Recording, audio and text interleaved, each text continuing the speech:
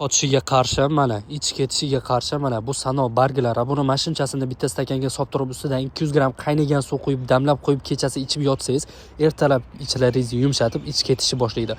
Bunisi o'sha siz ichidagini po'chog'ini tashlab yuboradigan anor po'chog'i. Buni mana shu bittasini 200 gram qaynagan suvga damlab kuniga 1-2 mahal ichsangiz, ichib ketishi to'xtaydi. Mana endi ko'rib turganingizdek, har xil kasalliklarga shifo bo'lishi mumkin bo'lgan tabiiy giyohlarimizdan bor. Mana misol uchun ozishni xohlaydiganlarga psilium po'stlog'i, ko'z nurida muammosi borlarga chernika mevasi, jigarida muammosi borlarga rastaropsha urug'i, o't qopida muammosi borlarga besmertik, bo'g'imlari og'riydiganlarga, suyaklari qaqshab og'riydiganlarga sabelnik, o'rmon qora andizni tayyor aralashmasi bor bizda.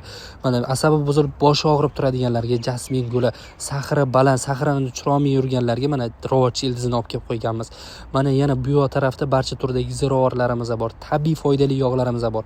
Yana bu yoqda ham tabiiy mahsulotlarimizdan bor. Endi bu joy qayerda deganlarga, Toshkent shahar Yunusobod dehqon bozorida, mana bozor ichida 494-rasta deb katta qilib yozib qo'yganmiz, shunga qarab kelaverasizlar.